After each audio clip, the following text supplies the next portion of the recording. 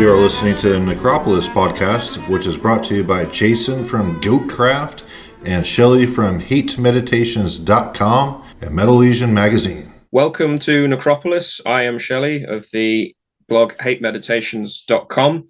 If you like obscurantist tracks on music no one cares about, then check it out. Today we have an episode that I'm sure will pass with no comments whatsoever. We got a bit bored of the controversy and the drama, so we've decided to discuss Burzum today, the Norwegian black metal artist. And we have our usual cohorts of guests today. We have, of course, my co-host Jason, aka Lone Goat of Goatcraft. Howdy, howdy. Thank you for having me. On your own podcast. Yeah, it's very good for you to be here. And just to kind of speak about, I think the age range for, this Burzum guy is around like maybe 3 to 7. It's very kid friendly with like the RPG game and all that. And, 100% not controversial at all. It's just like, this is, after child cartoons, you put on some Burzum for your kids and let them put on some coarse paint and prance around in the woods with swords and shit. So very child friendly topic today. Yeah, we thought we'd keep it chilled today. Yeah. We also have Joseph April joining us again. Hi there, everyone. Hello. And Tyler as well, a repeat guest now at this point. Hi. Thank you for having me. Thank you for being here. And we also have Raphael of Hessian Firm. Very happy to have him on. A really knowledgeable guy and fantastic metal writer as well. So good to have you on, Raphael. Hello, everyone, and thanks for having me, Shelly. You're very welcome. So I guess to sort of kick us off with the Burzum discussion, I don't want to sort of go point by point through Varg Vikernes's career just yet. I sort of want to take a more bird's eye view and just the feelings I've obviously thought about this guy quite a lot, but the feelings I have, the more I sort of consider it, is that Burzum is both the best and the worst thing to happen to black metal.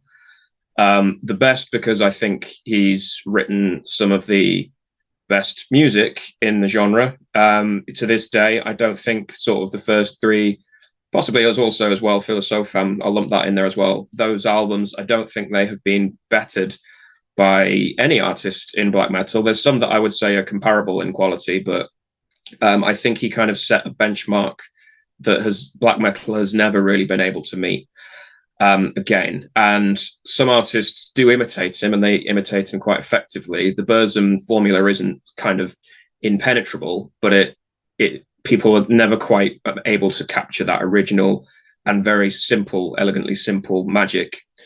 But also, I would say for that reason, he's one of the worst things to happen to black metal, because it means that I compare all of the albums that I hear in a similar vein to his, and I just think they don't match up. And obviously, he's also the worst thing to happen to black metal because he's become sort of a vector for all of the toxicity, all of the controversy, and a lot of the mockery as well, and the humor and sort of the cringe aspects of the genre.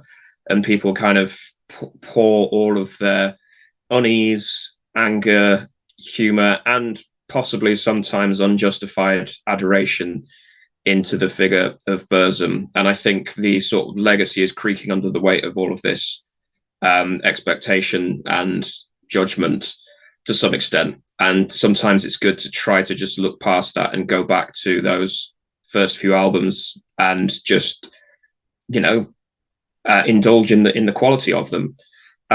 So yeah, that's my sort of opening thoughts, and I'll just go around and get some of yours. I'll do it in the same order again. So I'll pass to Jason for now. Just some opening thoughts on Burzum. Yeah, Burzum is one of those bands that I absolutely love.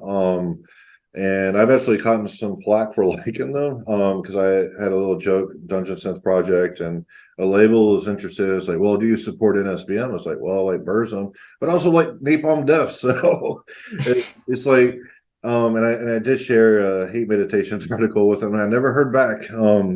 But yeah, the controversy, I think it's just, epiphenomenal of legitimate genius. When it comes, he was really, you just kind of hinted at this in your Mayhem video where, Euronymous was more of like an administrator and other people perfected the art form. It was mainly Varg who took it to the supreme level. I mean, Emperor and Immortal and Darkthrone did phenomenal jobs, but I feel like the truest essence of black metal is in that Burzum. And when I was a little kid, well, teenager, I should say, when I got into Burzum, the very intuitive music that just immediately clicks for you, and you can just listen to it on a repeat over and over and over because it is so well constructed and intuitive. Is the main word I have for Burzum. Is like there's very intuitive music, and it just hits the listener on a very intuitive level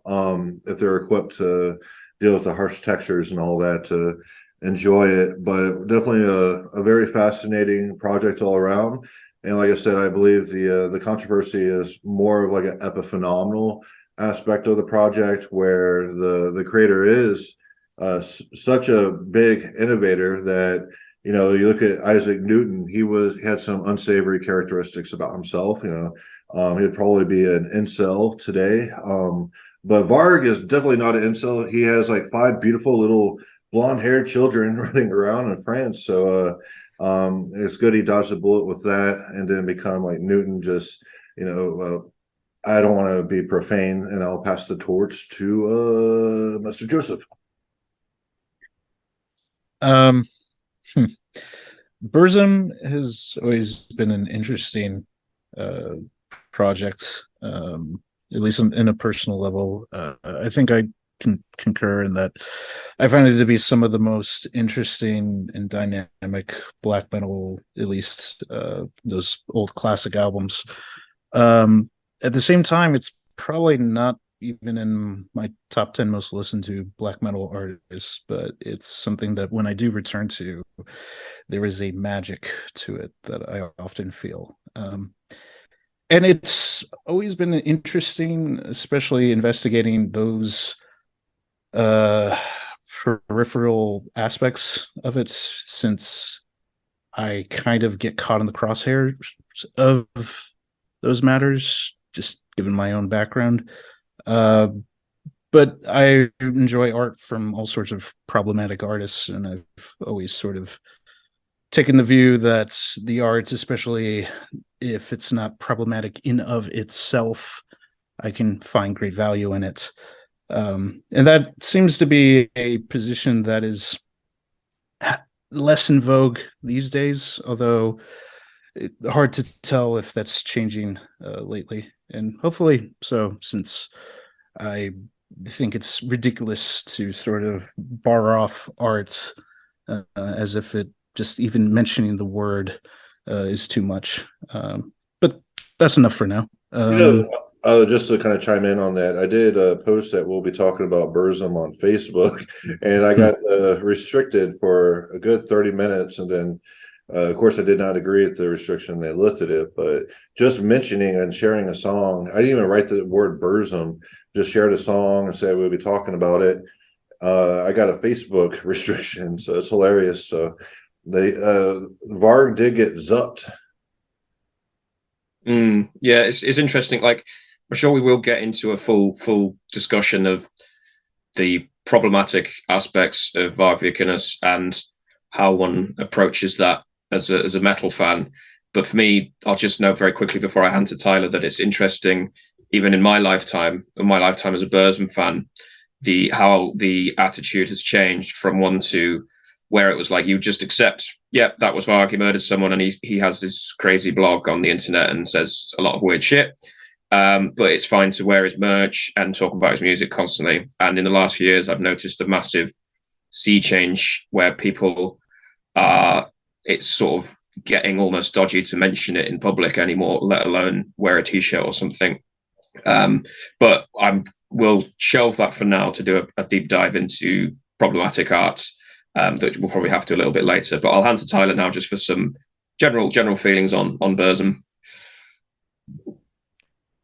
What can I say about black metal's Angry Man lectures you from his pickup truck? I agree with the general sentiment that Burzum, at the very least, is high quality black metal. Actually, my personal opinion is that Burzum is some of, if not close to, the best music that the genre has ever produced. I think that although they've had many imitators, the to perhaps repeat a cliche, the technique that they used was that he used, I suppose, was utilized by them towards an end that many of their imitators aren't able to repeat. That a lot of the Burzum clones are more concerned with simply reproducing an aesthetic, and they don't understand the underlying substance of the music, which is a somewhat controversial thing, I suppose, to say about Burzum, given the fact that people would probably equate that with an endorsement of his values. I don't necessarily think that's the case, because I don't think that, like punk rock, ironic since a lot of the change in attitude towards him is due to a heavier influx into the heavy metal genre of punk rock fans.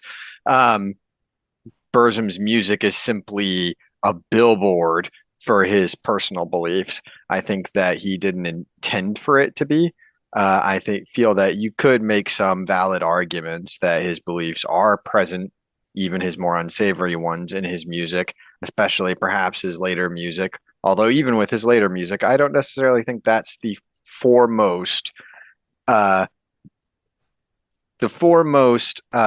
that he's concerned with when composing. I think that there is a deeper idea of, as he put it, trying to awaken the fantasy of mortals, as pretentious as that sounds, that he is trying to do with his music, that he's trying to, an aim that he's trying to accomplish. And I think that his music can be appreciated in that light because, in my opinion, he accomplished it, and he accomplished it very well. Yeah, I guess I tend to agree with the fact that Burzum, and to some extent Darkthrone as well, there is an aesthetic that is relatively easy to imitate, but that's only one piece of the picture. There is also that intuitive, as Jason mentioned, like flowing way of composition that he had, that to take that stimulating the fantasy of mortals kind of quote again, it's almost like a fairy story or some kind of epic sort of poem almost that's entering you at a non-intellectual level. It's sort of that's sort of where the elegant simplicity comes in. But also, to sort of touch on the controversy thing as well, you could probably draw an analogy with someone like Wagner, who was, you know, a deeply anti-Semitic figure, but his legacy within, you know, the canon of classical music is too vast to ignore. So he kind of has to just stay there, and we openly acknowledge some of his views in the same way as Burzum. He's not some obscure, you know, inconsequential NSBM band that doesn't really offer anything of value. He has shaped the narrative of black metal, and we can't set him aside. We kind of have to face that head on and decide how to deal with it. Just some thoughts there that I need to get out. But Raphael, sorry, I'll turn to you now just for some general thoughts on Burzum. Okay, I generally agree with the assessments at which we have arrived, including the fact that he is indeed, in my opinion, the peak of black metal, or even I would say, maybe this is a bit more risky, but I would say even extreme metal at large. I would say is definitely Burzum is one of the all-time greatest achievements there. And I also think that, as you've been saying, intuition is indeed a very important aspect to his music. And that's also why I think that Burzum, you know, is one of those bands that it's probably one of the greatest candidates for an extreme metal band that you show to someone who has never heard about extreme metal, was never listened to it or shown interest in it. Because I think that there's a very ineffable quality, a very mysterious quality to it. this aspect that, as some of you have already said, is stimulating the fantasy of mortals, is trying to engage into a super rational, more ethereal mode of understanding, more primordial, so to speak. Hence, his interest in paganism, in folklore, everything that points to that more ancient mode of perception and of life. And I think that's that's more in that part of his beliefs is definitely much more instrumental to the music and to why it sounds the way it sounds, and why it exerts the appeal that it does, much more so than his beliefs in terms of politics, for example. Yeah. So to sort of come in on that, like I mentioned, it's different to just explicitly political artist who either has views that you don't agree with, or they're racist views, or Nazis, or whatever. There is a broader sort of theme within Burzum that one could paint as being influenced by his sort of obsession with European segregation and white supremacy and stuff, and this obsession with kind of Europe being polluted by, other races and other peoples. And you could make an argument for that sort of broadly being injected into some of his music if you wanted to. But at the same time, there's still that element of it's almost totally innocent. It's totally, I don't mean innocent in the way that it's simplistic or sort of trivial music, but it is sort of, what's the word I'm trying to grasp for here? It's very unassuming. If you actually go back to some of those earlier albums, they're very simply constructed. The riffs are very basic, and there's not many of them on each track as well. And they actually get simpler as the albums progress. It's like the first album, he completely self-limiting. Like, he wanted the worst amplifier possible, the worst microphone possible, and he ended up with a headset thing, and he wanted it to sound like utter shit. And that quest for self-limitation meant that the focus had to be 100% on, right, how are the riffs fitting together? How are they flowing? What message am I trying to convey with them? And then as the album progresses from that to the second album and the third, you see him slowly build on that framework with slightly more symphonics, slightly more kind of ambient interludes, a little bit more on the production value side as well, although they are still really harsh albums. But you see that kind of the build towards something a little bit more grandiose, but still coming from that really sort of naive, almost dreamlike kind of position where he's trying to sort of convey the unconveyable, which essentially is what all music is. But he was reaching for something beyond what black metal itself was trying to express at that time. And I think that's why they're so special. So I'll just put that out there for now, just like general feelings on the first few albums in particular, ignoring sort of the ambient turn. I'll just sort of put that question to the table for anyone to jump in on the first few albums in particular. I think you're bringing a very important point as well with the innocence, because indeed, with his earlier albums, especially, although I would say, all of his music has this, which is that no matter how complex it gets, it's very, it has an almost childlike directness to it. As in, it seems like he's doing a very direct transposition of what's going on in his mind to the music.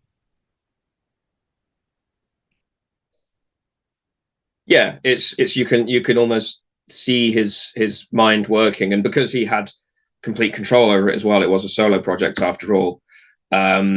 You see that across all of the aspects, even sort of the drumming and some of the techniques as well. It's not often something we talk about with Burzum because they're technically quite a very straightforward outfit, but you see that especially on, and I probably should have said this straight away, but for anyone listening, we're going to butcher the Norwegian pronunciations, so just apologies in advance for that.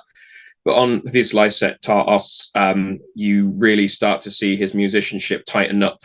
And for some of those tracks where there's just a non-stop blast beat, it really kind of elevates the song, that he can sort of keep that up for an extended period and keep the music flowing and keep it tight, compared to sort of the first album, for instance. And I think that's important to note, because musicianship is not often an angle that we would approach Burzum from, but I think it is definitely there on the progression across those albums. Yeah, I feel that album, his listed Taras, sorry for the pronunciation, is where he really picked up the composition too, like the transitional riffs, and revisiting those and developing them further. So you might hint at like a riff later, but it's like a transitional riff to start out with, but then it becomes full-fledged later on. And that's really a high-minded type of way to compose, almost like classical music. It's definitely far removed from rock and all that. And I feel that on that album he did tighten it up, as you said. But he also wrote some of the best riffs ever on it. And especially my favorite Burzum track of all time, I'm gonna totally enjoy butchering this, is "In I Slotted fra Drummond." The third track off the album. Holy shit, that's what I was actually referring to with that transitional riff. It's so well composed, and it's so basic, the way it says dun dun dun dun dun dun dun over and over and over, but the way it progresses and turns into a behemoth, by the time you're midway through it. And I just love it to death, because it brings like the most knuckle-headed approach to riffcraft, and then turns it to the most aristocratic, Plato's Guardian type of level, where it just turns into a majesty, a beautiful kingdom of riffs. Just phenomenal. But yeah, I consider that the best song off the best album. I do enjoy all of them to an extent, even some of the post-prison stuff. But I know we haven't gotten to that yet. But yeah, just wanted to chime in on that about just the forward thinking with the riffcraft there, and just how intuitively they flow with the transition riffs and the main riffs, and how it's all developed and put together and expounded upon. It's very wonderful stuff that's hardly ever present in like black metal in general. Like 99% of black metal does not approach it as such a elevated type of artistic expression. Well, yeah, I love the austerity of that album as well, because the tracks, they don't have many riffs in them. The first album is quite dense by comparison in terms of the amount going on, like My Journey to the Stars and stuff. But if I slice at Taros, like the Into the Castle from the Dream, sorry, is the English translation of that track you were talking about. But I kind of take that album almost as a single piece. And I'm glad you mentioned the classical thing. I was going to compare it to a piece of classical movement with music with movements, although I know you'd want to probably comment on that. But not in a literal sense, not in a very literal sense, but in a more general sense, that it works as a standalone unit, and each track flows into the next and kind of prepares the ground for that. And the transition and Into the Castle from the Dream really kind of raises the stakes for the album as a whole, and then you get into the ambient last track whenever all of the chaos has settled down. But yeah, I absolutely love that austerity of just doing far more with less, and like, how much mileage can I get out of two notes and just take it as far as it'll go. And then when the listener's sort of begging for something else to happen, he brings in this dramatic like finale that just comes out of nowhere almost. And yeah, that's just, you don't often see that in black metal. But for me, that's probably, that album is one of the high points of the genre. And yeah, to comment on what you said, Raphael, I wouldn't think it's that controversial to say probably across all of extreme metal as well. I know that we did have a discussion on Morbid Angel before, who are probably a comparable quality as far as death metal are concerned. But yeah, for me, sort of this album is sort of the pinnacle of where extreme metal got to, at least in the 90s. Yeah, I probably agree. It's definitely my favorite Burzum album. And regarding musicianship, I think that the only thing that matters about musicianship is the degree to which it aids the expression of the idea.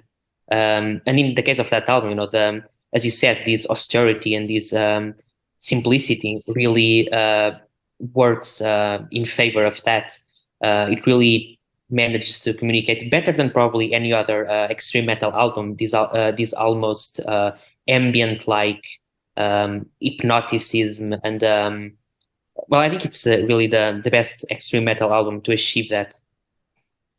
It's shocking almost how much the professionalism increases on an album like Hivis Licet Taras. I think you can hear some of the improvement in technique on the previous album, Det Samen Gang Var. But when you listen to it in comparison to the first album, especially, it really is impressive how much he's improved as a musician in a purely instrumental perspective. I think that one of the really interesting things about Hivis Licet Taras is that he sort of took an approach that he began on the prior album, where he reduced the complexity of songs and made the songs into ambient loops more so than the more sprawling narrative structures he had on songs from the first album, like the opening song "Feeble Screams from Forest Unknown" or the aforementioned song "My Journey to the Stars." And then on Hivis Licet Taras, he took that ambient simplification, towards melody, and then took up the narrative structure that he had from songs on the first album. Now, the narrative structure of songs on Hivis Licet Taras are not as sprawling or dense, as Shelley put it, as the songs on the first album, but there is more forward narrative movement on Hivis Licet Taras, especially if you consider the album as a whole. But even within individual songs, like in the song that everyone's praising, rightfully so, the third track on the album, there is a very shocking narrative shift between the beginning of the song and the end, so much so that it almost can take your breath away if you're listening to that album in just the right conditions. So yeah, I think that it is really interesting to note his improvement as a musician and how that contributed to his craft, because it's not an aspect that's talked about with Burzum very much, or if it is talked about frequently, the most common perspective towards it is how he was able to compose such good music despite not being a very competent musician. I think it's his personality. It's his monomaniacal nature. And I think that characteristic is shared with a lot of different geniuses, that their personality comes out in their intelligence. And Varg did so with his own music. His personality was really injected into his music. Whereas, Newton, his personality came out with elevating math, arithmetic to a higher level of calculus. So I like I said, I think it's the unsavory characteristics is an epiphenomenal aspect. We should acknowledge them, but I don't think that should be a wrong think. And you can't listen to the music for having a wrong thing. I totally disagree with that. And there are a lot of people out there, including Facebook, which seems that Burzum, just listening to Burzum is wrong think. I will come on to that, but I just wanted to touch on this idea of the monomaniacal aspects of it from an artistic point of view, because Burzum as well kind of started the whole solo black metal project thing. I know Bathory was kind of a solo project, although he did have other musicians working at different times. And there's obviously Iljan as well, but Iljan is even more of an acquired taste that I would happily do a future episode on, but that would probably only get a few listens. But Burzum are kind of like the archetype for that solo ambient black metal kind of thing that really took off in the late 90s. And again, it's sort of like, from one aspect, you could say, well, yeah, the music does really suit just having one character controlling every aspect of it. And the music is therefore entirely their vision. There's no compromise as you have to have with bands of multiple members. But at the same time, some musicians really benefit from collaboration. Not everyone is a Varg Vikernes who not only can't collaborate with people because of his character, but also has the ability to truly convey that vision in an utterly novel way. and most of the solo black metal works, black metal outfits that followed, probably might have benefited from some collaboration for that reason, because then they never quite stack up in the same way as being able to communicate so intuitively and so effectively their vision. It's quite interesting. Yeah. Mark did collaborate with Mayhem. Well, yes, he did collaborate with Mayhem, but I meant sort of he would never collaborate, in anything to do with Burzum. As you know, he would never sort of let another voice come through on that. I know Euronymous did a guitar solo on War on the first album, and also somewhat. Yes. I know there are other voices there as well, but just like the overall vision is very much his, and it kind of laid the foundation for that common kind of tradition within particularly ambient black metal, but also sort of later depressive black metal and so on as well. Before we move on further, I did want to comment on the musical trajectory of, I guess you would say, the classic era or early era of Burzum. Some years ago, Varg, I mean, bits and pieces in other interviews, but I think in his YouTube era, revealed some of his influences, both metal and non-metal. And I think they kind of help paint a picture of that development that he had, where starting off very much from a metal perspective and then moving into some rather non-metal influences, being very baseline to the music. When I listened to the first album, it sounds somewhat chaotic and somewhat feral and very just sort of angry, and a lot of that you can look at him mentioning influences like the first Deicide album, early the black metal influenced German thrash metal of Destruction and Creator. I think you feel that in what's happening there. And then with Det Som Engang Var, it feels like the atmosphere starts taking over some of the more atmospheric non-metal influences. And certainly by the time of Hivis and Verlosum, influences that he'd mentioned, such as The Cure, Tchaikovsky. It was Denka Dance as well. Yes, and very much Decan Dance. Although it's very interesting because whenever he mentions these, he often says just one or two particular albums, like never claiming all of them. And I know with Decan Dance, he's been very clear that only one album of theirs is a big influence. And that, and as well, which is interesting, the disco and techno influence, which Fenriz as well shared with him.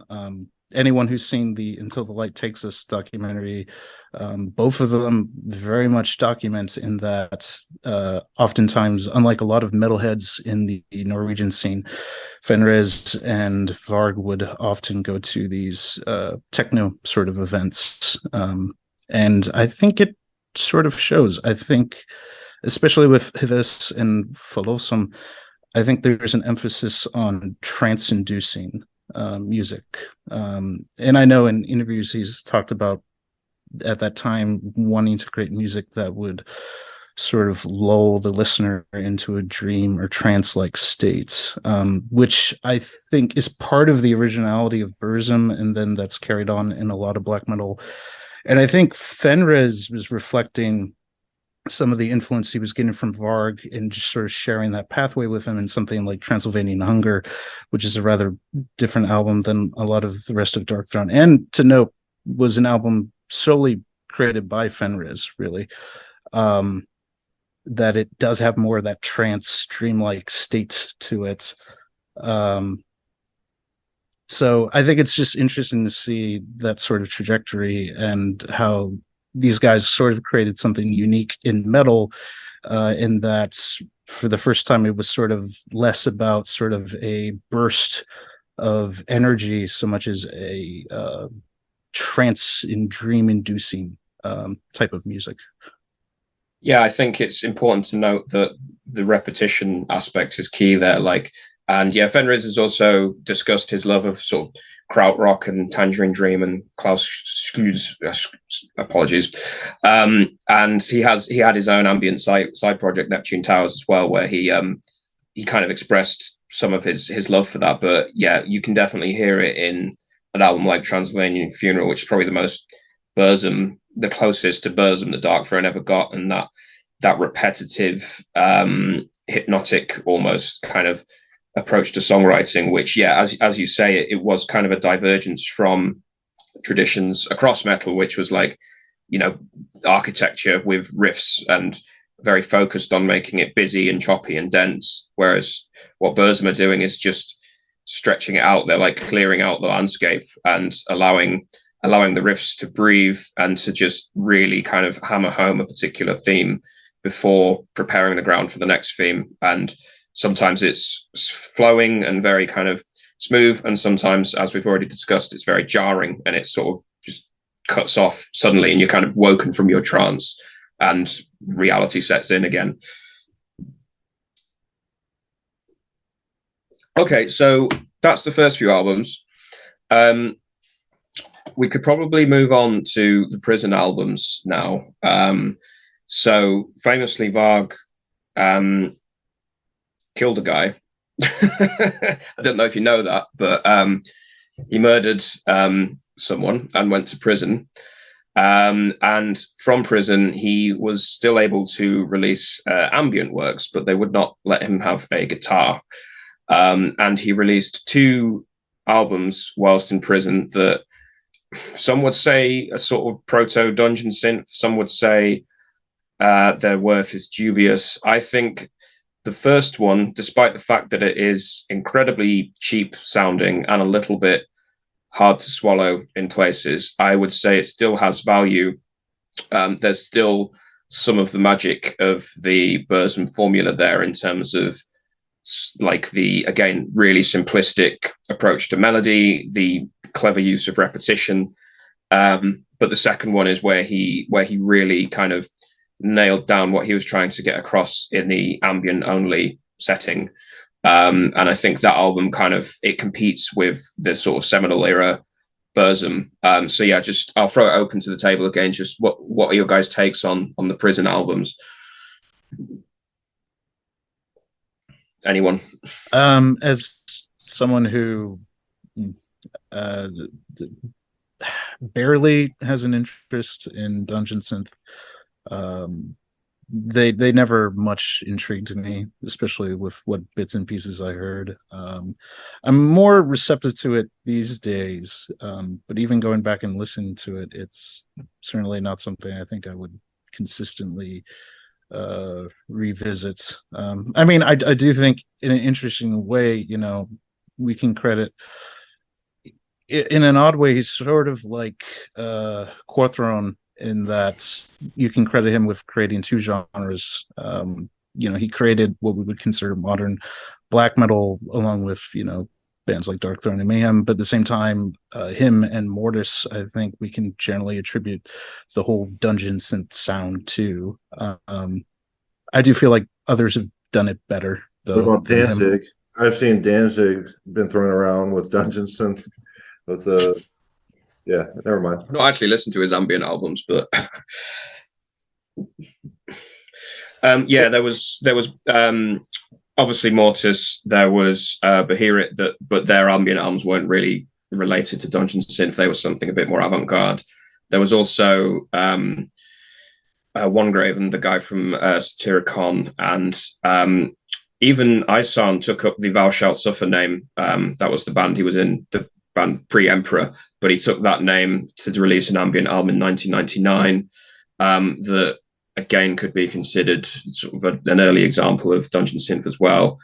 But yeah, for me, the ambient Burzum albums, like they do leave a lot to be desired, but I think they are what I would call wonderful curiosities to my mind. But I think that they're wonderful. I really enjoy listening to them. Really good music for driving out on some open road, especially at nighttime or in the winter if you have a decent winter season where you live. It's interesting that they're seen as so different from his early material, which in many ways they are, despite the fact that he does a lot of quotations from his earlier albums on those two albums in particular, and then on some of his later post-prison ambient work. So I think that while structurally they approach music in some different ways from his earlier albums, you could make arguments that really they are not doing something entirely dissimilar from the latter two of the trilogy of classic black metal albums.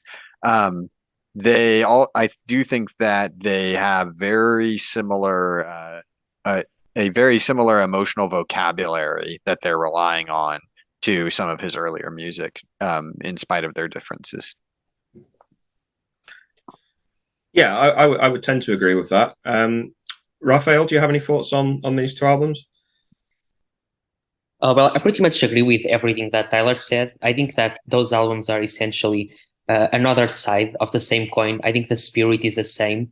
The themes are the same, the emotions and the way of conveying them, repetition, this attempt at creating an hypnotic form of music that lulls a listener into visions of this primordial, idealized past. So yeah, it's pretty much. I really like them a lot. I think they are a way of connecting with pretty much the same themes and the same the same spirit that Metal Burzum communicates, but in a slightly different way. Yeah, as I said, I tend to agree with that as well. Especially with the second one, although I find the first one very, very curious in its own right. But yeah, I would definitely agree there is a very clear continuity between that and the metal albums proper. But yeah, and then obviously we have a long gap, and then Belus was released in 2010. Varg Vikernes was released from jail, and he was immediately announced that he would begin writing metal music again under the Burzum name, and properly put out Belus. Now, for me, this was the best post-prison album, although it doesn't match up to the quality of the seminal albums. It's almost like a summary of previous. It's sort of like a greatest hits of Burzum, but with a little bit of Russian and Ukrainian black metal influence in there as well. But I'm skeptical as to how much Varg really knew about the black metal climate that he was released into in 2010 and how much it had changed and or moved on at the time. And the Belus formula, it sort of slotted very neatly into what black metal in general was like at the time. It didn't sort of do anything to elevate itself above what was going on. But that being said, I still think it's a high quality album. There's still that magical repetition that we've discussed already going on, and he's exploring not just some of his earlier techniques, but he's exploring like the beauty of layering up guitars, layering up different very simple but complementary riffs, and seeing how he can kind of manipulate them a little bit. But it might be a little bit bloated in places, but I still think it was more hits than misses than the albums that followed in Fallen. And then obviously we come to From the Depths of Darkness, which was the re-recordings of the earlier stuff that no one really asked for. But yeah, does anyone have any thoughts on like the clutch of metal albums post prison? Yeah, I remember hearing them when they first came out. I was fresh out of the Air Force, and just a little contrast. Varg lived better in Norwegian prison than I lived in the Air Force. Like I lived in the Army barracks for a while, and I essentially lived in a shoebox. And seeing videos of like Norwegian prisons, and it's like you have your own little condo and a shared quarters, like living area and all that. And they teach you like culinary arts and have a recording studio and all that. Like I didn't have that in the Air Force. So and I didn't even kill anyone. Like I was protecting the country. Anyway, I remember when they came out, I was quite unimpressed actually, but I did revisit them about a couple of years ago. And actually I do like Fallen, and I think Fallen has a really good song on it. Jeg Fowler. And I think if any other band released that, it would be highly praised and like the mainstream metal consciousness. But because it was Burzum and there was such a high watermark early on with Burzum, and also the controversy surrounding Burzum, that it was quite overlooked. But yeah, I think it's solid for what it is, but not top shelf. But it's like I said, if any other band had released it, we would be album of the year contenders, especially today's climate. When Bellas came out, I enjoyed it quite a bit, and I still think it's, yes, it's not as high watermark level as his classic era, but it's, for an album, I guess you could call sort of a return, a reunion sort of album. In that sociologically, it sort of had the same impact. It's a really good one, and I think it's good enough that it holds up as something worthy in the Burzum discography.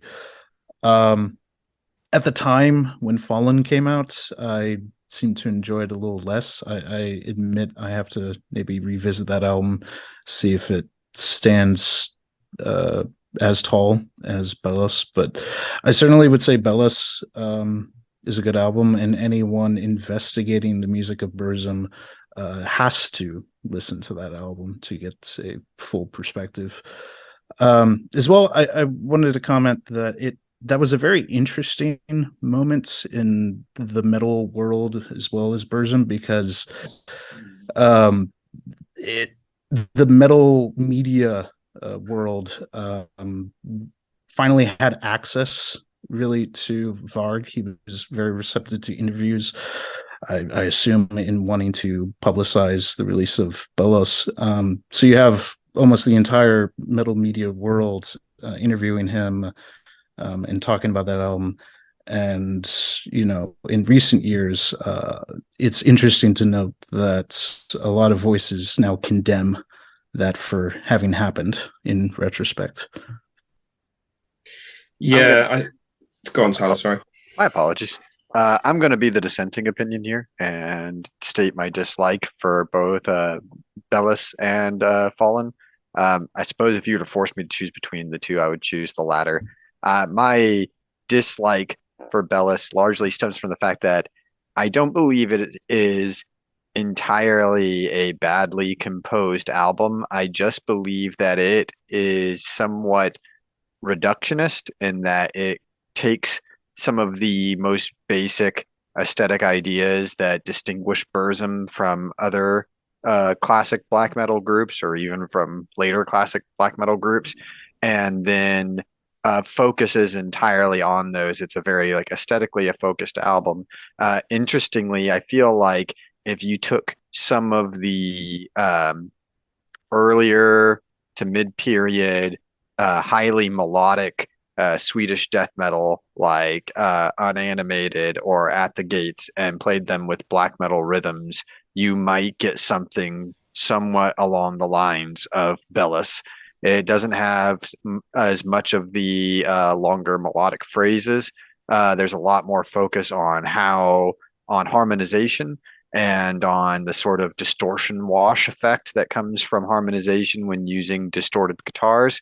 Fallen kind of doesn't go for the same approach. There's not so much of a focus on that, although it's present. There's a lot more direct identifiable melodic themes, and so in that I can understand why someone like Jason would prefer that album. And I'll even admit that the one song with the album from the album Fallen that I always remember, Jeg Faller, is something that I've gone back and listened to on occasion, just not as often as I listen to their classic material. That's quite a damning indictment, to be honest. Bellas is black metal, slaughter of the soul. Raphael, do you have any thoughts on these albums? Well, I think that the attempts at a more poppy songwriting on those albums doesn't always land, like the more self-aware verse chorus thing, especially on Fallen. But I would say that my favorite is still but for all its defects, it's Bella's because if nothing else, just because it's the one that, in my opinion, preserves in the most satisfying way. Varg's knack for finding a really catchy riff and melody and just going with it, just repeating it until it really warms its way into your head. That's my vote for the best one. Yeah, I mean, Joseph sort of touched on this, but it's interesting that these albums came out around the time that a lot of bands were either reforming or releasing comeback albums, like Asphyx and Autopsy were coming back, and Beherit had released an album a few years before as well, their first black metal album in a long time. And Bella's kind of fits in with that trend of like the late 2000s, early 2010s. And it's kind of, it's sort of timely that Varg was released from prison around that time and ready and willing to start making black metal again. But I think as well, and Joseph also touched on this as well, that I'd like to expand upon. It's interesting that he was then sort of treated as like, Burzum's back and making music. They're now another black metal band that we will, write reviews about and cover in our press coverage.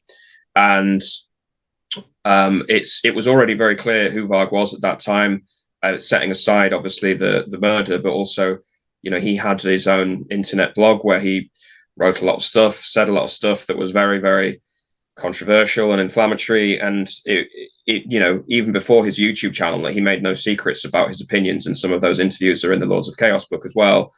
But it is interesting that the press kind of did a double take and tried to sort of treat Varg as like any other black metal artist, eccentric maybe, but we can still give them coverage. And it's now sort of, that's completely unacceptable in the sort of popular conscience, that you can't just do that. You have to tread on eggshells when you now treat the figure of Burzum, and they're too towering to ignore entirely, but you can't just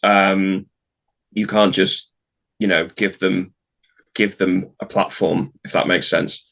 Can I give you guys a trigger warning real quick?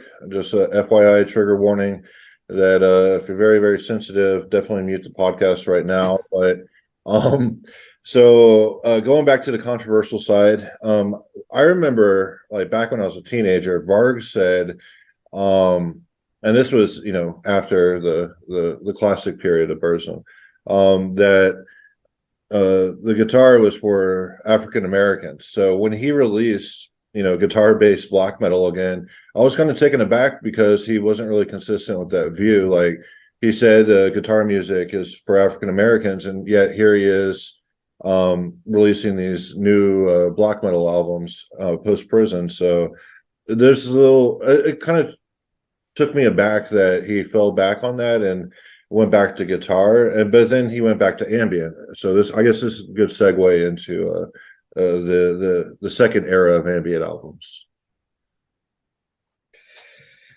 Yeah, it's interesting to sort of, it's difficult to know how to treat that, because my instant reaction is, well, he was cashing in. Like, he knew that his release was like one of the most anticipated things within black metal, and he knew that there were expectations placed upon him as to what he was going to do. And the predictable thing would have been for him to just be completely reclusive and say, I'm never touching the scene again, or continue with ambience. But there might have been a moment where he was talked himself into, no, if I release a full-fledged Burzum metal album, it will be the most hailed album of the decade, because that's what people have been waiting for. And it might have been with that and Fallen as well, that he just thought, this is how I sort of stake my legacy, as it were.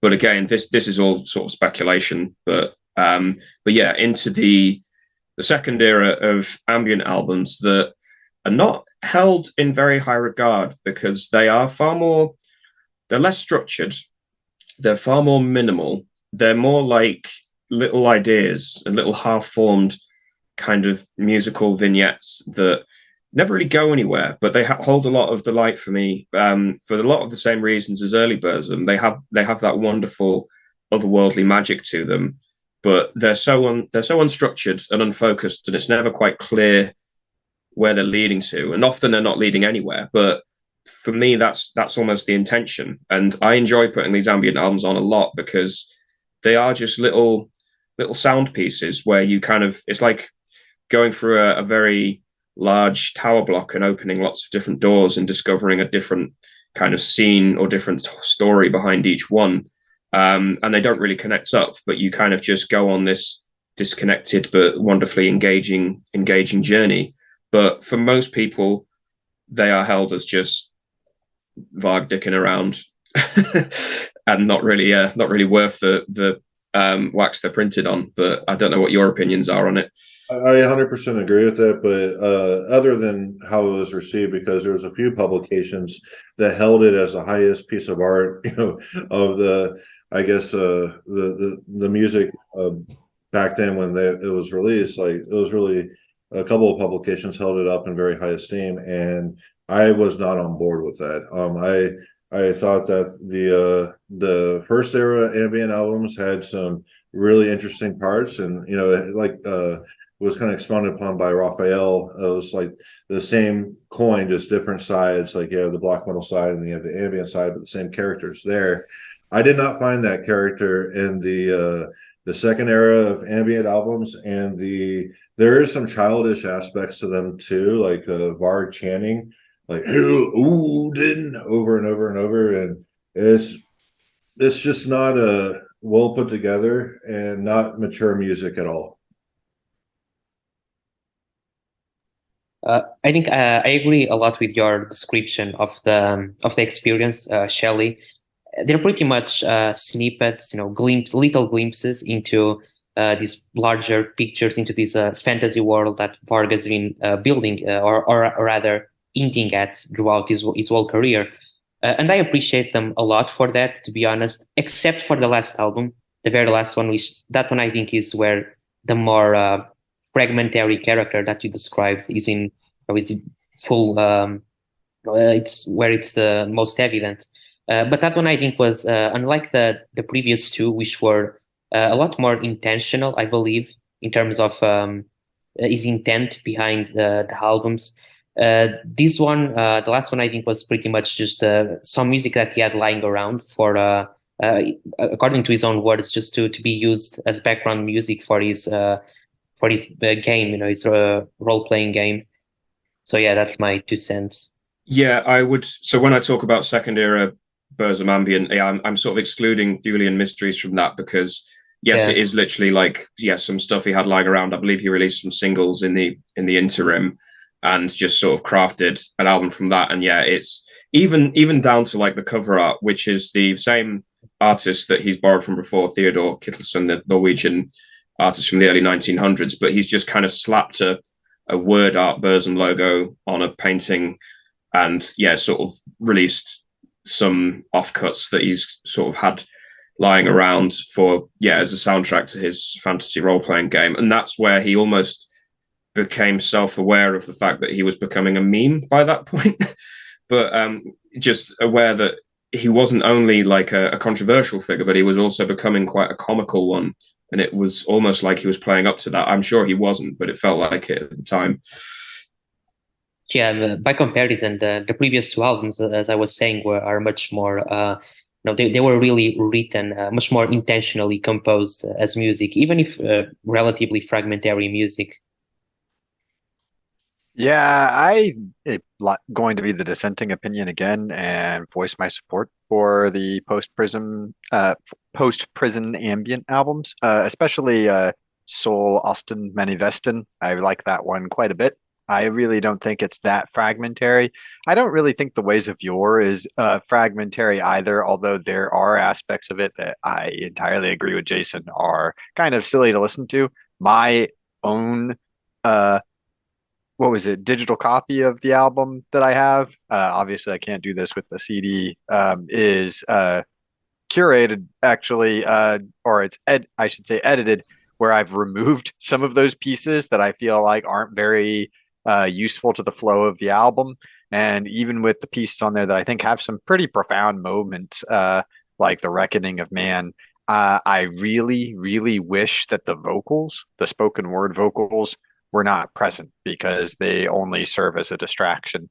Thulian Mysteries, I think that there are some good moments on there, but yes, that album is very much fragmentary, but it was not meant to be anything but that because I do remember reading the same thing that Raphael mentioned, that Varg said that it was just a collection of music that he had composed for his tabletop role playing game and that he had lying around and decided, well, why not gather this all together and release it as a Burzum album so that way people can listen to it. Yeah, I think that's fair enough in one sense, but it depends. I guess it depends on the intention, because I kind of think I'm not a role playing game guy. I'm not into that at all, even though I know that like a lot of the early black metal guys, that was sort of how they met and how they got a lot into like the aesthetic of what they got into. But I always take an album at face value and think, what is it presenting to me? Like, fair enough if it's it is just a selection of offcuts, therefore I'll treat it like that. But for me, I'm always trying to take it from the musical perspective alone. And if it can't stand on its own two legs just from the musical perspective, then for me that warrants interrogation, that there might be something missing to it. And I will just reiterate as well, I do really like the first two post-prison Burzum ambient albums, but for me, they're not as well constructed or as engaging as the prison albums. But that's not intended as a criticism. It's more just that I do feel they're a little bit what's the word?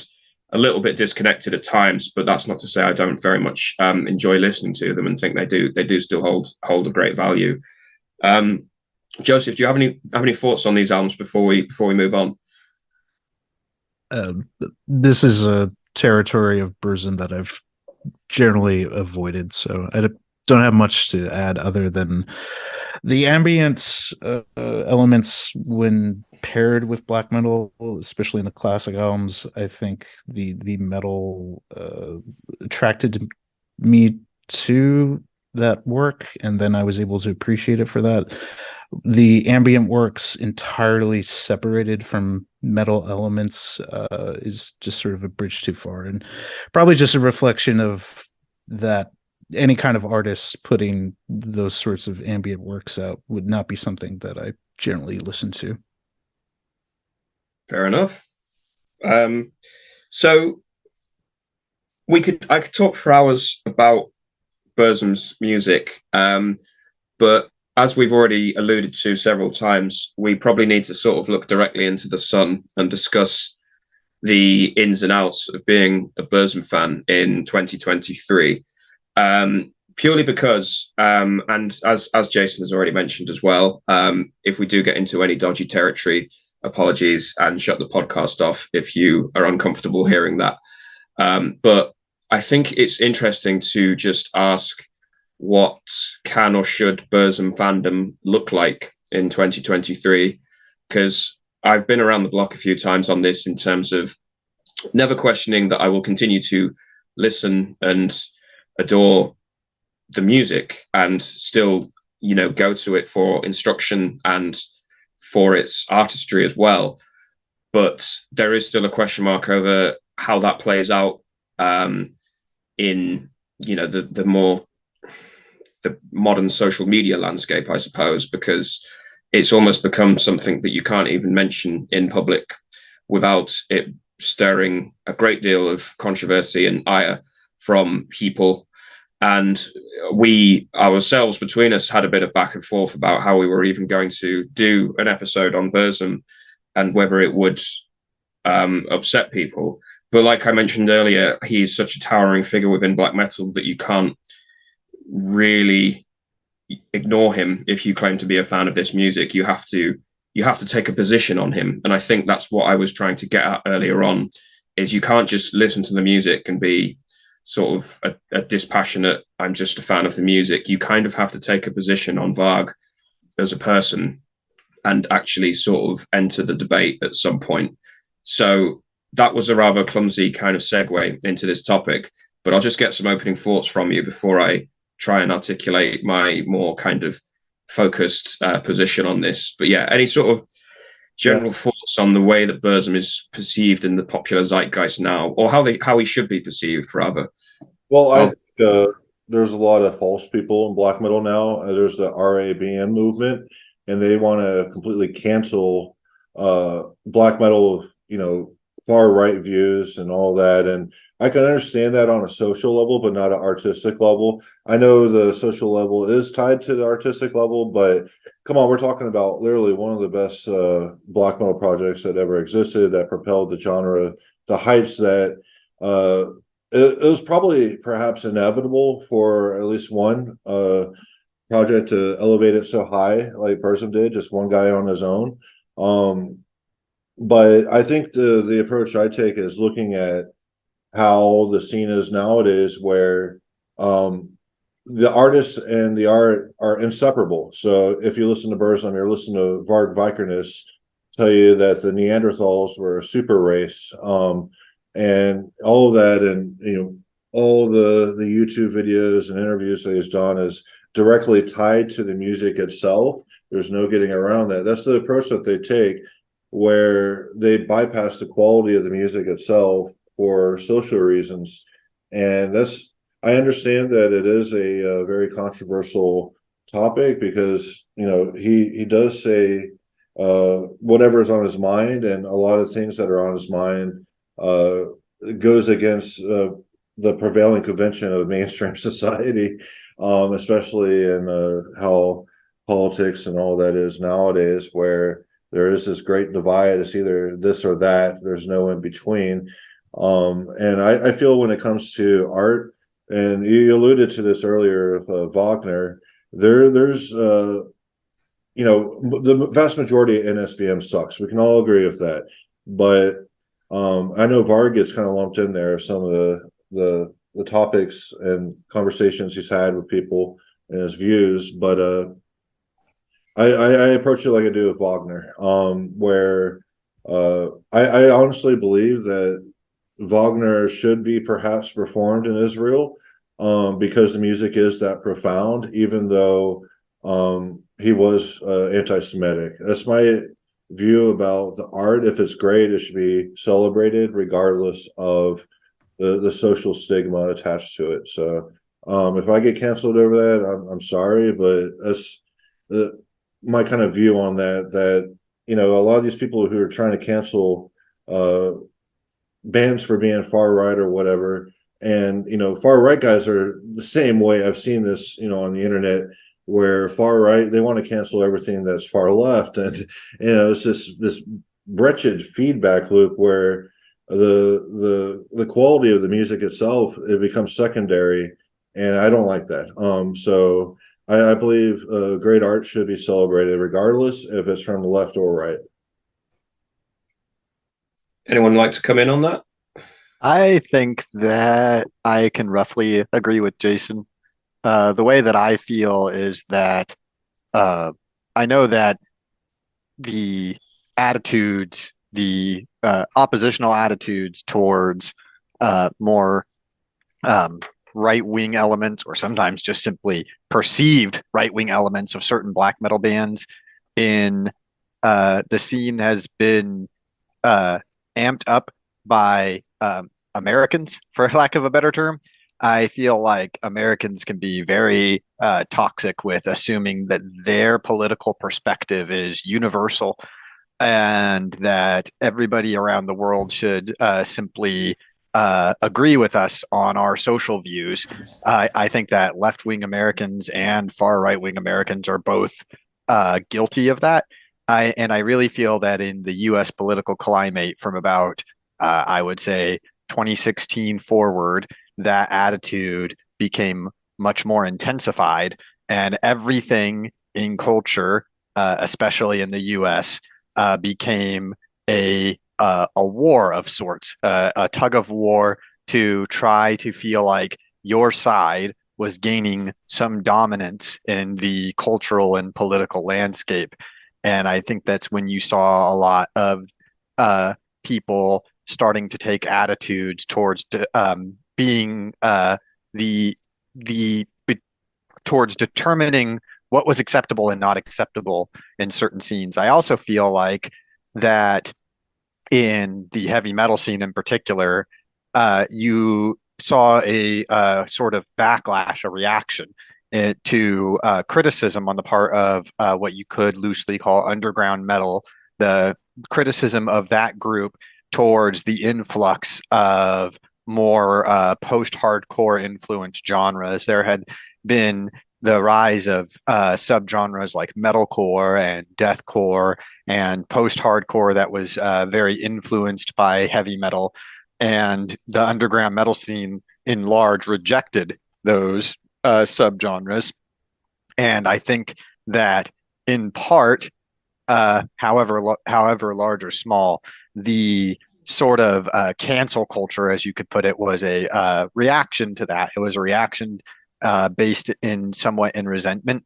The idea that how dare you guys say that we're not pure enough, that we're not good enough for heavy metal.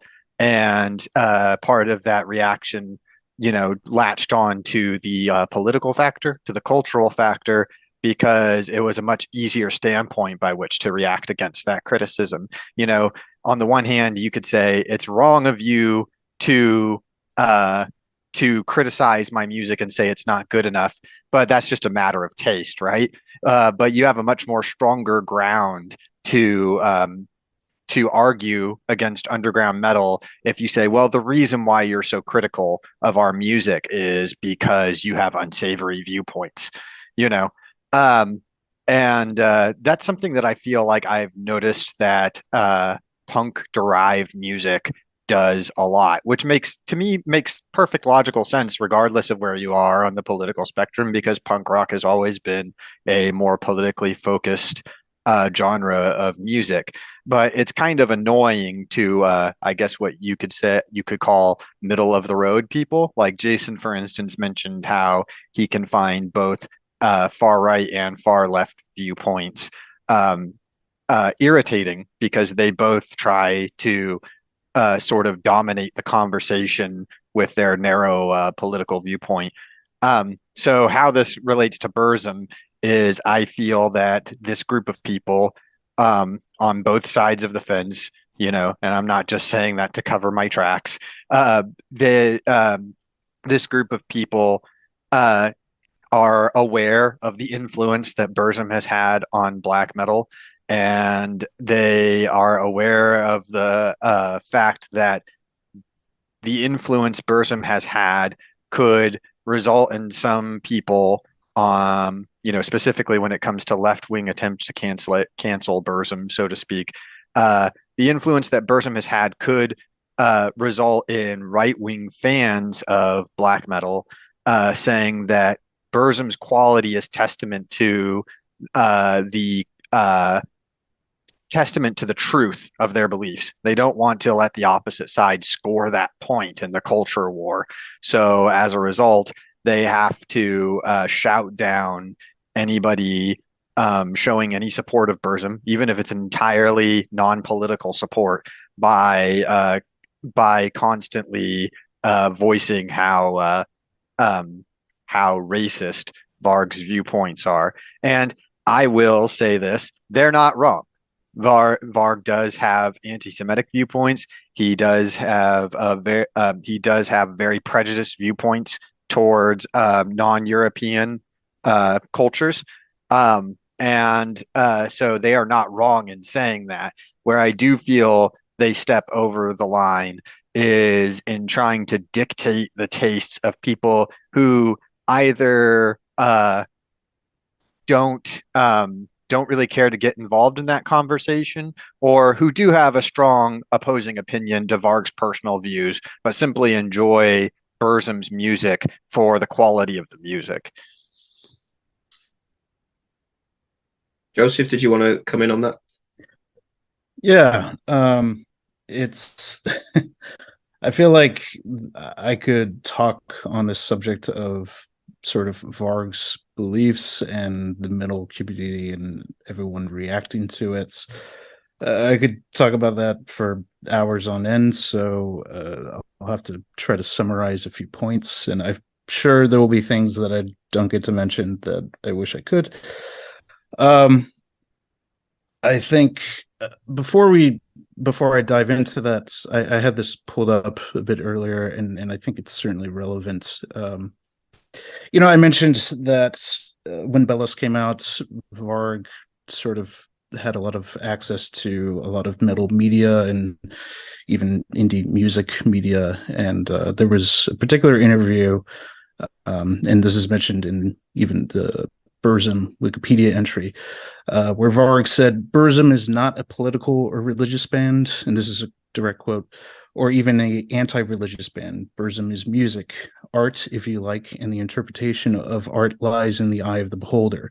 I might be Nordic, heterosexual, and have a pagan ideology myself, but why would I expect the fans of my music to be just like me? Now, following that quote, it also mentions, though, that despite Varg insisting on the apolitical nature of Burzum's music, Burzum is still included on Facebook's dangerous individuals and organizations list. And that's sort of, the state of Burzum. For me, and I hinted at this earlier, it's sort of, it's a cliche to say separating the art from the artist, but it's always been a principle I kind of try to stick to.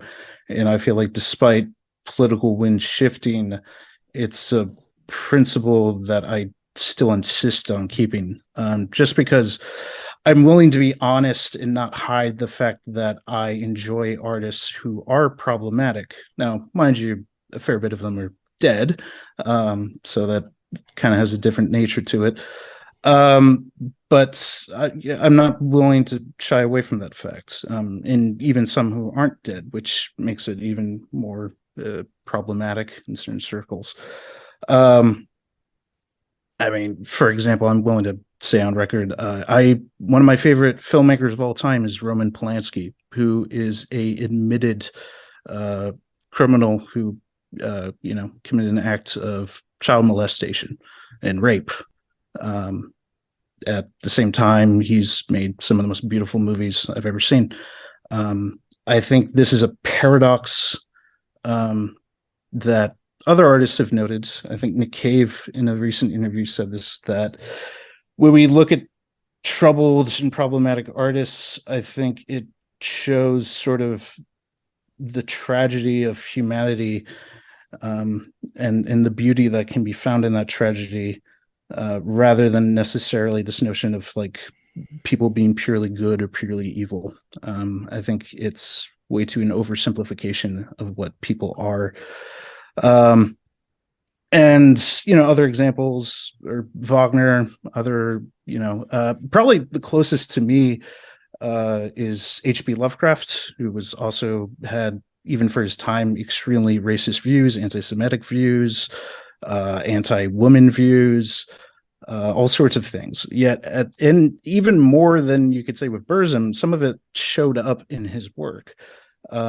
Yet at the same time, I can't deny how profound of an influence reading Lovecraft has had on me, in terms of cosmic horror and the perspective that allows.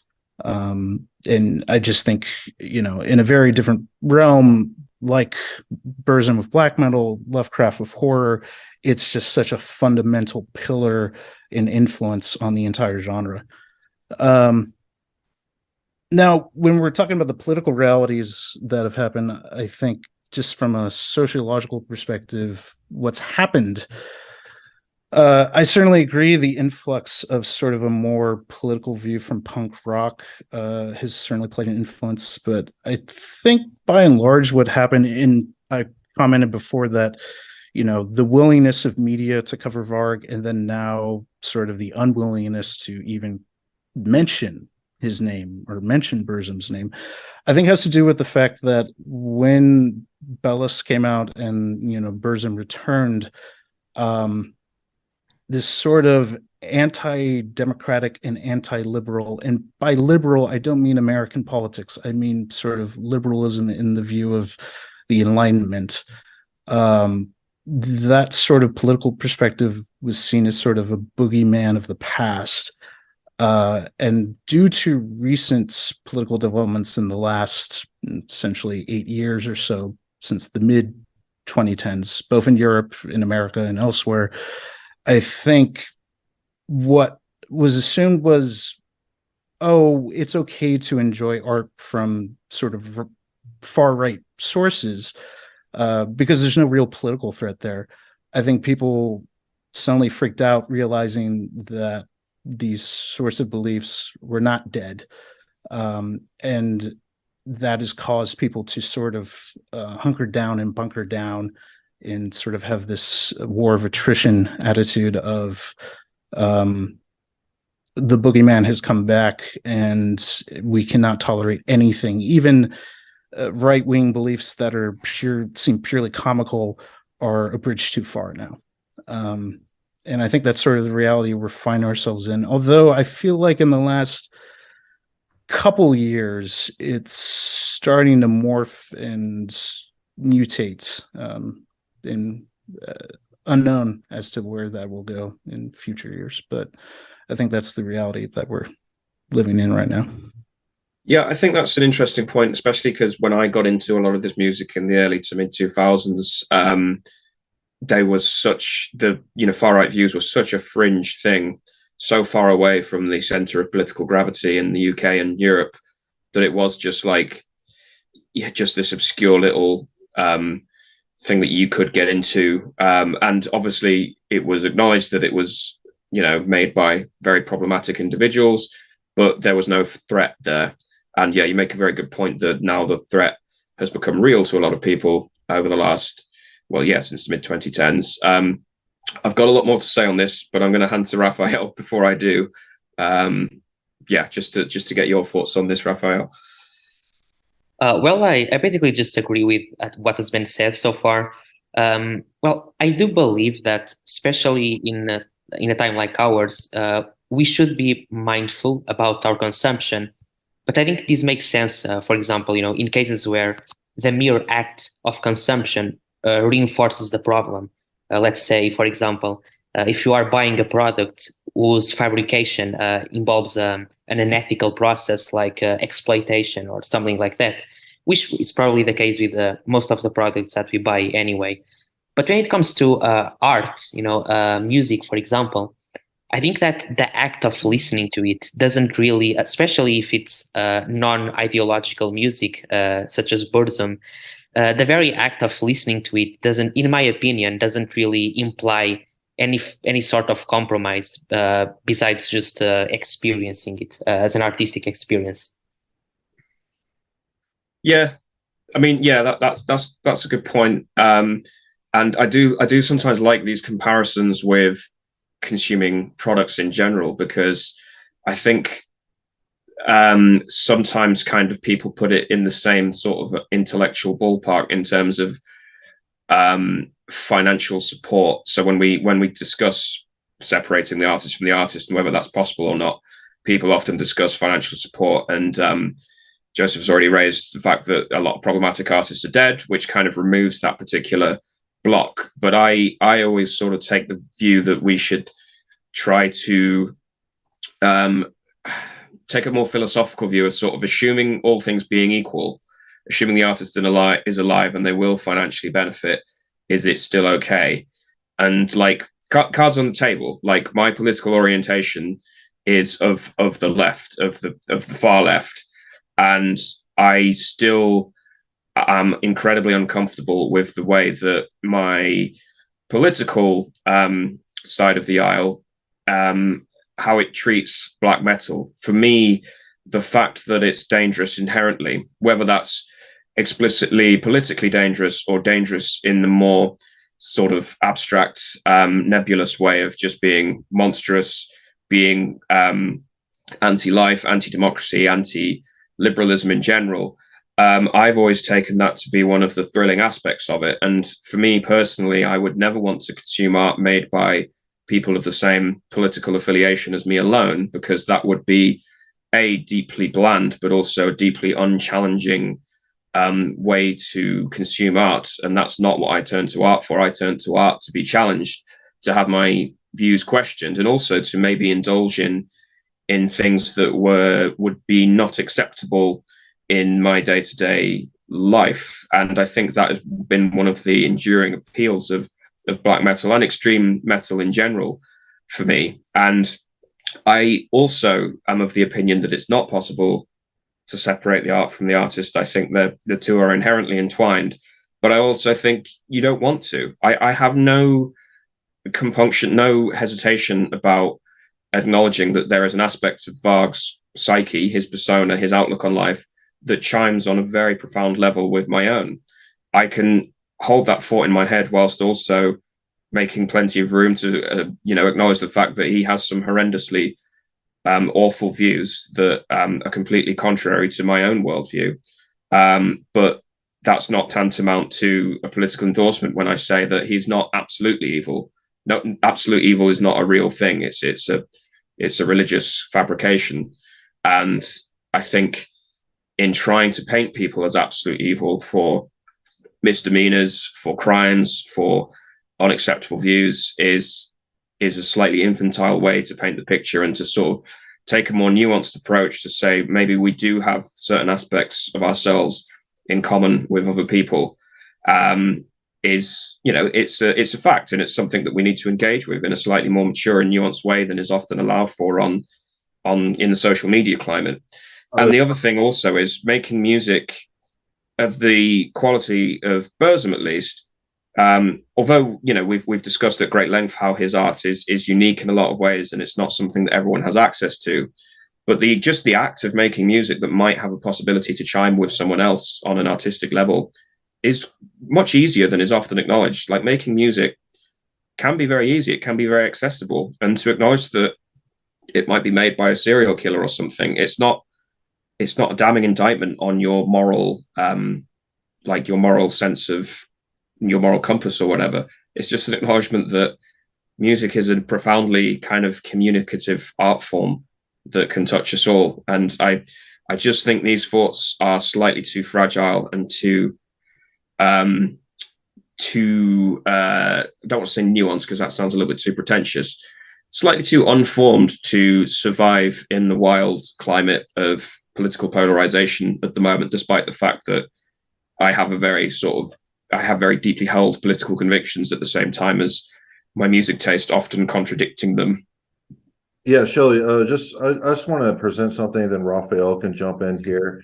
And I don't think we all need to state our political orientations on here. Like, I'm on the right. No, you don't have to. I was just using that to set up. I don't expect everyone to, but I have no hesitation about being very transparent about that. But I'm not expecting everyone else to at all. But yeah, sorry, carry on, Jason. But I want to just bring it up because I haven't brought it up before, but I've seen some comments on YouTube throughout the 2 years that we've been doing this podcast that people kind of picked up on our political orientations, and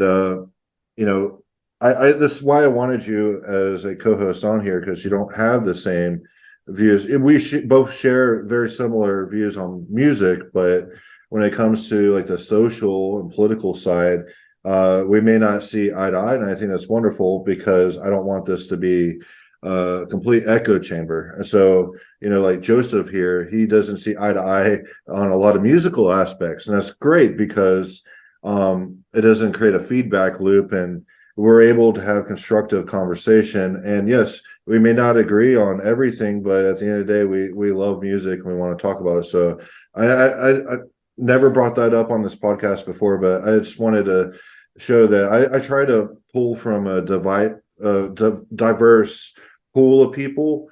That way the conversations are more constructive rather than being shitty feedback loops that I hear elsewhere. So just wanted to chime in. Raphael, go ahead.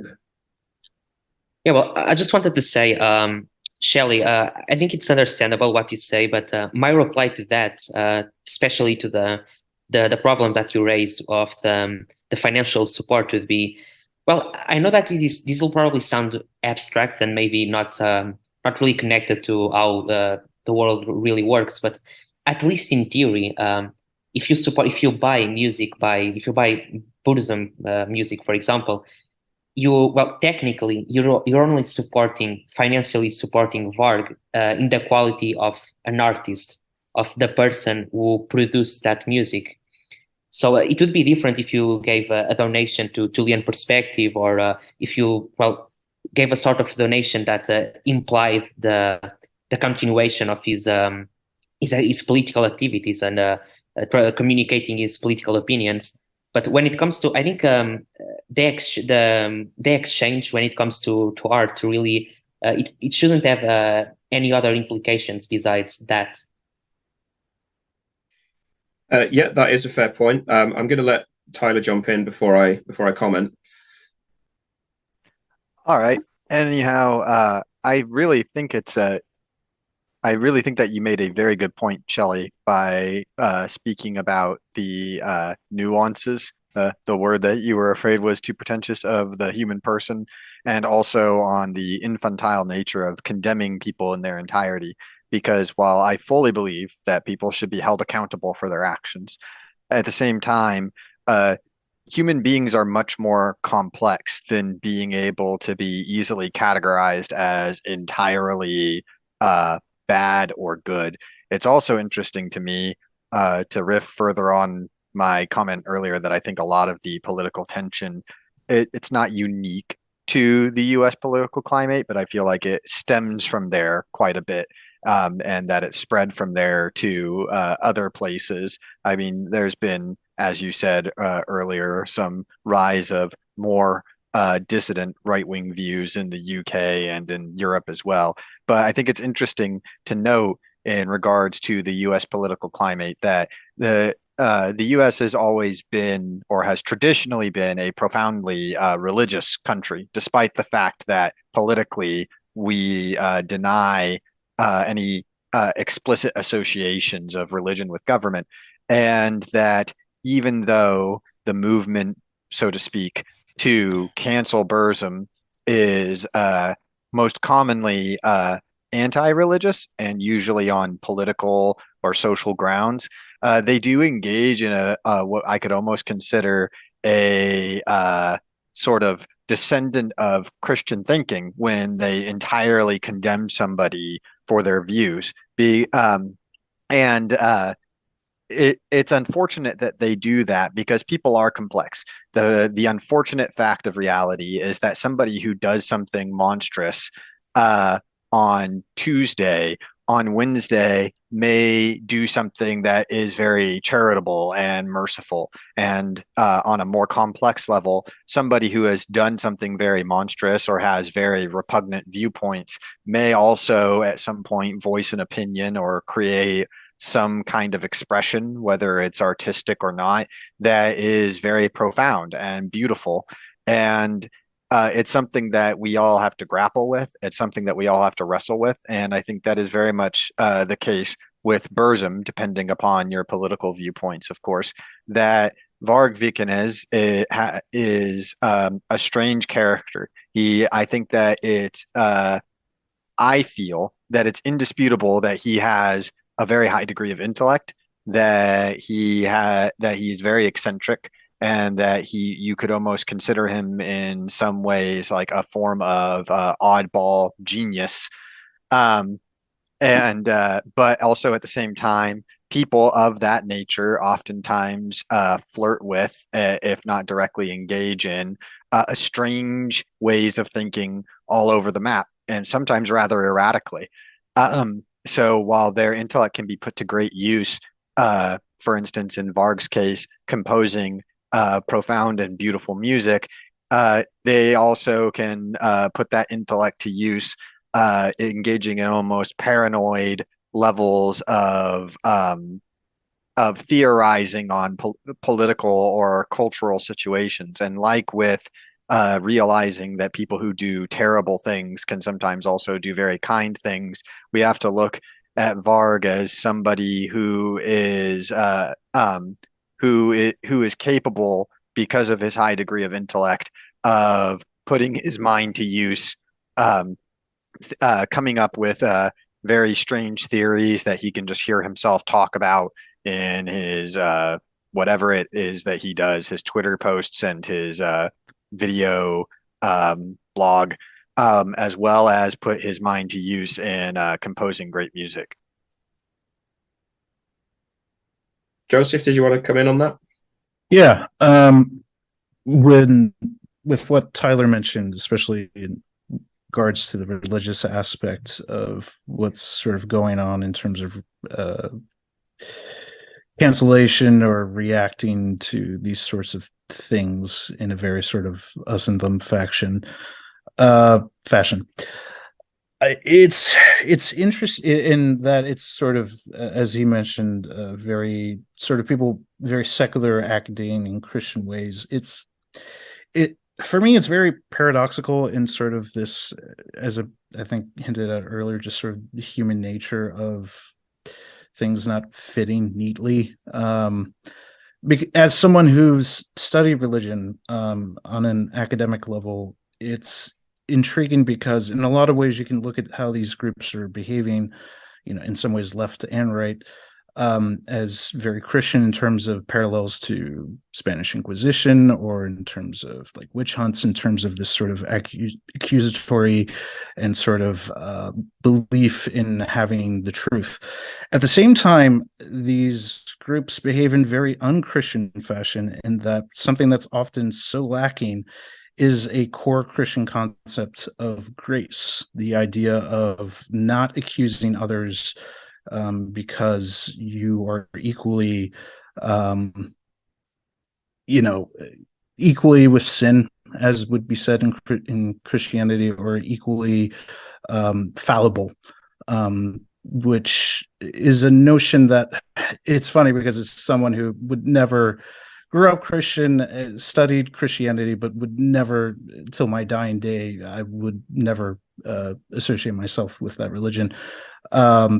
At the same time, I find it interesting how such a core concept of the religion, such as grace, the idea of, finding the commonality rather than the differences, is so void in these movements. Yeah, it's an interesting point, and I have heard the comparison with the sort of extent of Christian purity made before, but it's also interesting that the extremes of which that has happened in religion have also, there have been other religious thinkers that have sort of described that as an aberration, as like, this is not a true representation of my faith, because we leave room for grace and we leave room for forgiveness and understanding of those different to us. And I think that's where the real crux of this comes from. To very briefly answer Raphael's sort of rebuttal to me, is I honestly don't have an answer as far as like the blunt fact of financial support is concerned. I own all of Burzum's albums. I own several pieces of Burzum merch, and I bought Thulian Mysteries as well, which was only a few years ago. And I don't have any sort of hesitation in saying that, but also I don't really have a good answer to the fact that I am still financially supporting Varg in that way, because my answer is a little bit what I'd call it's softer. It's to do with the intellectual and the abstract and the philosophical aspects. But when you are confronted with the blunt kind of realities of consumer capitalism, you kind of just have to acknowledge that the reality of it is slightly different. And I think that's where, again, I'll just sort of insert myself into the discussion, because people in general feel a profound lack of control over their lives. They have very strongly held moral and political convictions, but they have no outlet to express them or feel like they are being enacted. And I think that's part of the source of the political upheavals we've seen, particularly in the West over the last few years, is people trying to not only control the narrative, but seize control of the political spectrum and shift it one way or the other. And they have been confronted with the fact that that is a deeply difficult, nigh on impossible thing to establish. But what you can control is what you consume and what you put out there as things that define you. So people moralize their consumption. They moralize the art that they associate with. They moralize the bands that they like, because that is something that they control. And they can also control how people are seen on social media if they kick up a Twitter storm and moralize someone else's consumption as well. And it comes from this sense of the desire for purity. Like, I consider myself to uphold pure moral standards, Therefore, I cannot pollute it with an artist like Burzum.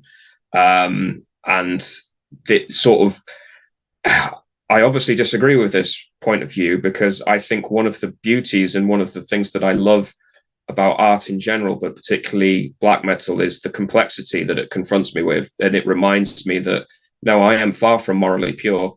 I am far from the embodiment of my political ideals.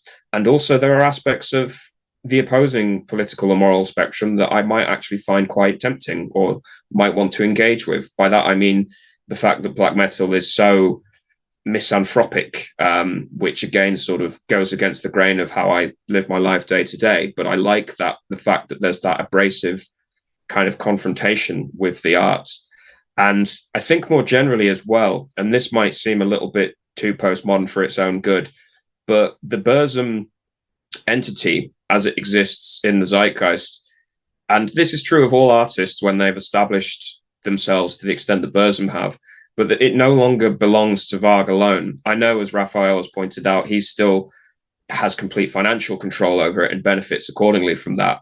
But the Burzum iconography, the music itself, has established itself, so it's embedded so deeply within the community that Varg can no longer control how it is understood and interpreted more widely. And for that, I think it's more important to reclaim some of this art, because we risk sort of throwing the baby out with the bathwater, in terms of we lose the value of this art if we fully acknowledge that it is inextricably tied to the actions and public pronouncements of Varg himself, rather than us saying, actually, no, this art now belongs to the community of black metal and we'll decide how it's understood and interpreted. It's still inseparable from him and it's still deeply problematic because of him, but there's still a sense in which it's no longer just of him, it's ours now as well. Oh, it's just just a side thought that I came up with listening to your comments, and also with Joseph bringing up Christianity. Just some food for thought that's related to the discussion, which is that in an interesting sense, I think we've gotten back to there's an interesting analogy between Christianity and our economic situation now, because just as in Christianity, everyone is sinful, inherently sinful. In, like you said, in consumer capitalism, it's like just by the mere fact of existing and subsisting, you are being sinful as well, in a sense, because it's practically impossible to live a completely an integral life. Yeah, absolutely. Yeah. Sorry, go on, Tyler. Yeah, I would roughly agree. I mean, if you oppose the negative aspects of consumer capitalism, then you have to acknowledge that, as Nietzsche put it, we're all sick. We all engage in some form of unethical consumption. You know, you can oppose it still. And that's one of the things about ideals, right, Shelley, is that ideals are not necessarily meant to be fully embodied. They're meant to be something that you strive for continuously, because if you're not striving, if you're not pushing towards contraries, then arguably you're not living. And I think that in that regard, Burzum's music can be seen as somewhat inspiring, along a point that you also made earlier, Shelley, in that Burzum's music, like much of extreme metal, almost as like a summation of it, is an experience of confronting contraries, of confronting dangerous things, of confronting aspects of reality that are challenging or dark. Yeah, I mean, the metaphor I always use for, particularly, and when it comes to ideals, is like perfect hygiene, in that we wash every day, or at least I hope we do, but we're never going to achieve perfect hygiene. But that doesn't mean that we should just give up and stop washing. In the same way that we have ideals and we always strive to embody them, but we'll never achieve them, and we kind of have to just acknowledge that that's the reality and kind of establish how we live with that. And I just love the fact that extreme metal in general, and particularly artists like Burzum, is such a curveball to some of that, and the wonderful and thrilling ambiguities that art like that presents, and sort of just the the challenge it presents, discomfort that it brings. I'll hand to Joseph now, and then we get some final thoughts on Burzum.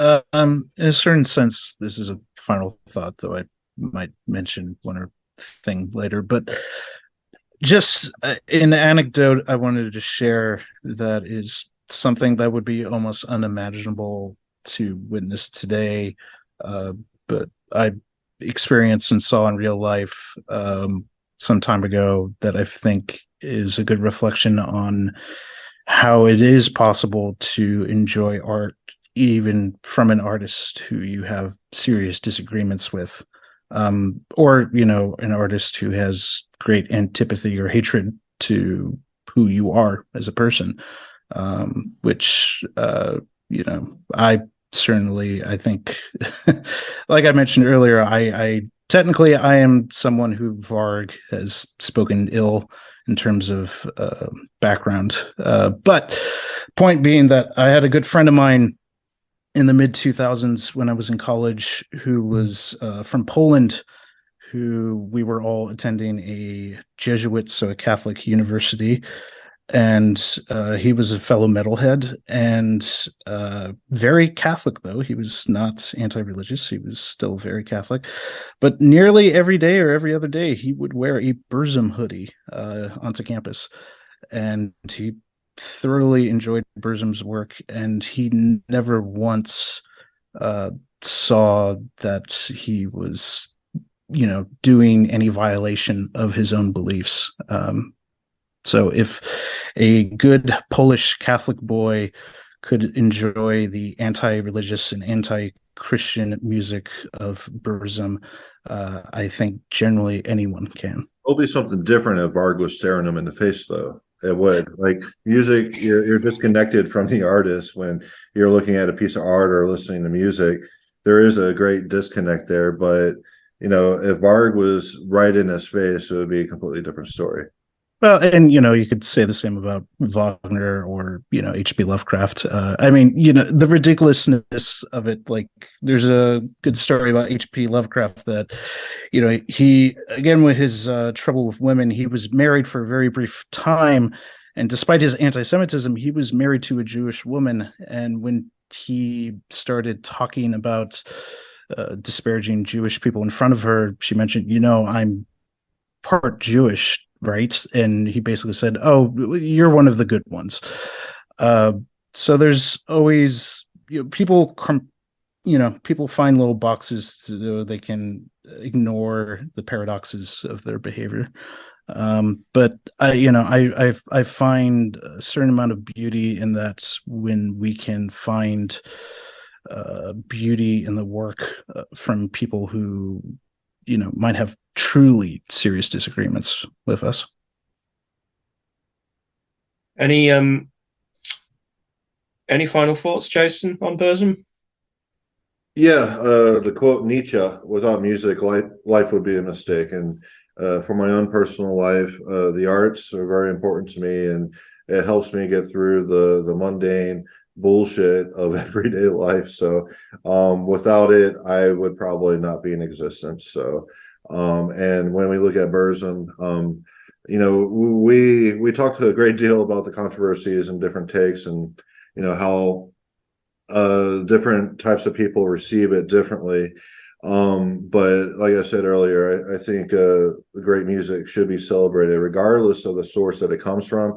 No one comes from nowhere, so yes, Varg is inherently tied to that music, but like I said, there is a disconnect where you can consume it and not have Varg doing roundhouse kicks in front of you. So yeah, I this is one of those topics, and this is going to be one of those episodes where everyone should be a little bit offended somewhere, but hopefully we had this conversation in such a way that people can enjoy the conversation at least. So that's my final thoughts. I'm not going to stop listening to Burzum because people don't like Varg, so that's never going to happen. I don't like I said, I like bands that are on the far right and the far left and all the middle area too. So Yeah, that's my final thoughts for today.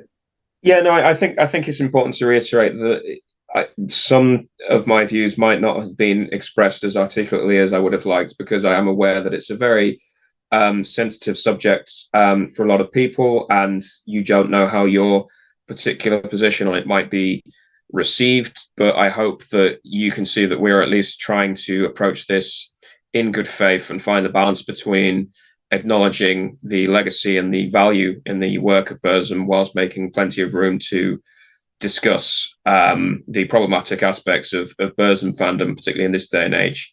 But yeah, Tyler, any final thoughts?